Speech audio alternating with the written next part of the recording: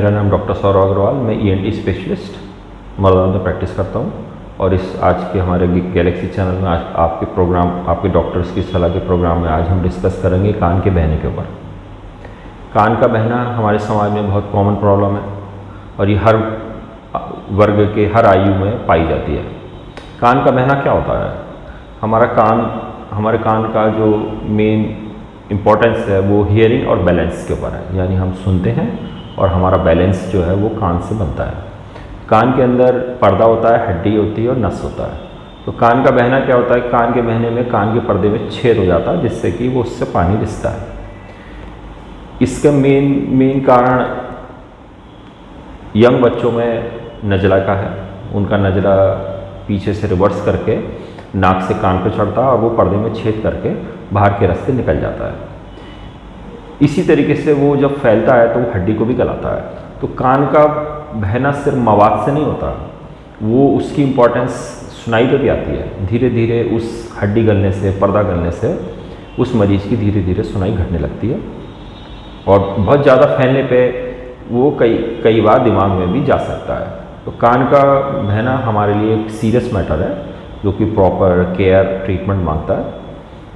Young बच्चों में हड्डी चूँकि पतली होती हैं, सॉफ्ट होती हैं, तो वो जल्दी से फैलता है दिमाग की तरफ। यही जो एडल्ट लोग होते हैं उनका भी कान बहता है, वो पानी जाने से, पसीना जाने से या अन्य रूप के इन्फेक्शन होने से वो कान के पर्दे में उनके छेद हो जाता है।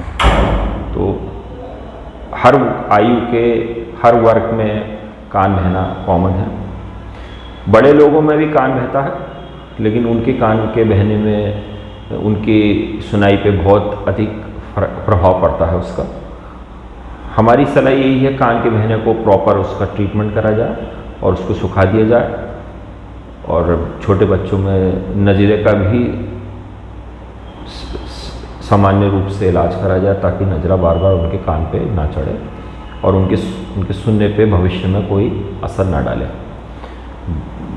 अगर किसी के कान के पर्दे में छेद रह जाता है और ख़ासकर 12-13 साल के बाद वो नहीं भरता है, तो हम रिकमेंड करते हैं कि क्योंकि उसका मेन, मैंने आपको जैसे बताया, मकसद सुनने का और बैलेंस का है, तो उसमें 12-13 साल के होने के बाद हम कोशिश करें कि मरीज़ के रिश्तेदारों को समझाएं कि इसमें पर्दा डलवाएं ताकि उसकी सुनाई बची रहे। बड़े लोगों में चूँकि नस पे भी असर करती है, आयु का जो असर होता है, जैसे जैसे आयु बढ़ती है नस सूखती जाती है, उसी तरीके से वो उनके भी सुनाई पे भी उसी रूप से असर करता है। तो हम कोशिश करते हैं कि एक तो उसको सुखा दिया जाए और जब उसकी मरीज़ तैयार हो तो उसमें पर्दा डाल दें।